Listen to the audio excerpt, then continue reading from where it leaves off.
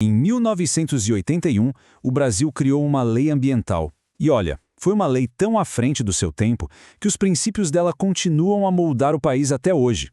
Vamos então desconstruir essa legislação que é tão fundamental para a gente entender como ela funciona na prática. A grande pergunta que guia a nossa análise de hoje é essa aí.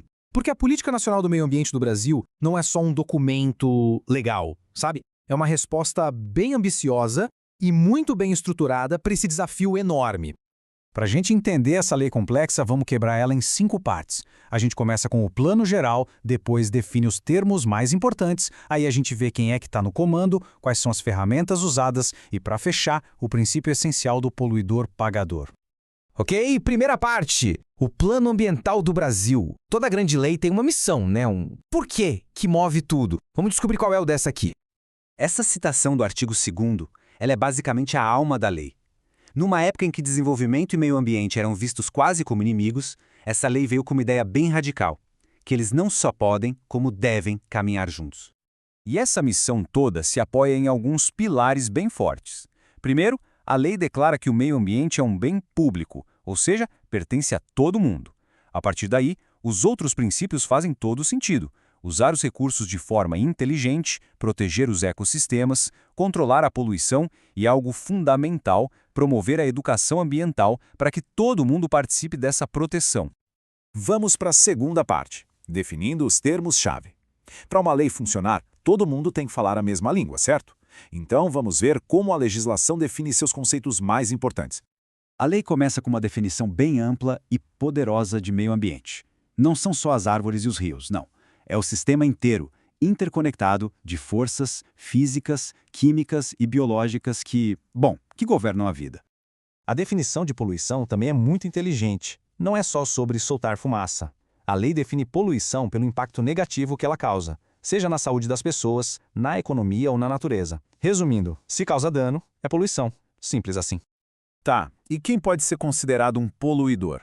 A resposta da lei é direta. Basicamente, qualquer um.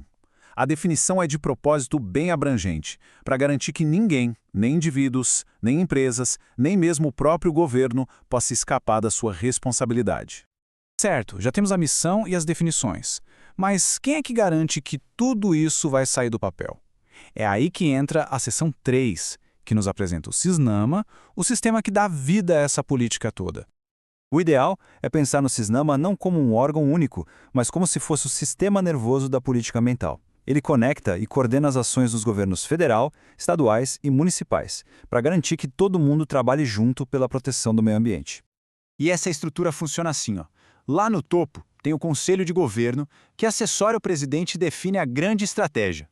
Logo abaixo, o CONAMA, que funciona como o cérebro normativo, criando as regras e os padrões técnicos. O Ministério do Meio Ambiente é o grande coordenador. E quem executa e fiscaliza na ponta? O IBAMA e o ICMBio. E o que é crucial, os órgãos estaduais e municipais pegam tudo isso e adaptam para a realidade local. Ok, a gente já sabe quem está no comando. Mas como eles agem? Na nossa quarta parte, vamos abrir a caixa de ferramentas do CISNAMA para ver quais são os instrumentos que a lei oferece. E o artigo 9º traz uma caixa de ferramentas bem completa, viu? Tem instrumentos de planejamento, como o zoneamento ambiental, que diz o que pode ser feito em cada lugar. Tem ferramentas de prevenção, como o licenciamento e as avaliações de impacto, para evitar que o dano aconteça. E tem a proteção direta, com a criação de áreas protegidas e até mesmo incentivos econômicos. E falando nesses instrumentos econômicos, tem um que é bem inovador. Ele mostra como a lei pode usar o mercado a favor da natureza. É a tal da servidão ambiental. Pensa nela como um contrato voluntário. O dono de uma terra concorda em não usar uma parte da sua propriedade, dedicando essa área para conservação. Isso por no mínimo 15 anos ou até para sempre. Em troca, ele pode ter benefícios, como isenção de impostos, transformando a preservação em algo que também tem valor financeiro. E assim a gente chega na última seção, as consequências. O que acontece quando as regras são quebradas? Vamos entender o princípio que realmente dá força para essa lei.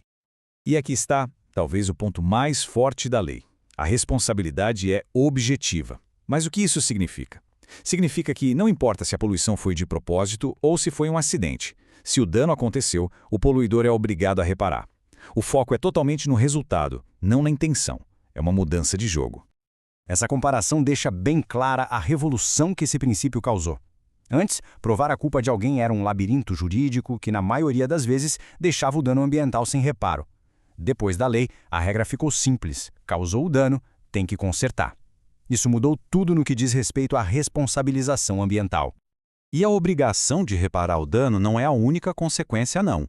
A lei ataca os infratores por vários lados, com multas pesadas, com o corte de benefícios fiscais, o bloqueio de acesso a crédito público e, em casos mais graves, até a suspensão total das atividades da empresa. Resumindo tudo, a Lei de 1981 não foi só um conjunto de regras. Foi, na verdade, a criação de um verdadeiro ecossistema legal, com uma missão clara, uma hierarquia de quem faz o quê, uma caixa de ferramentas completa e, claro, consequências bem reais para quem não segue as regras. Isso tudo nos leva à grande questão final.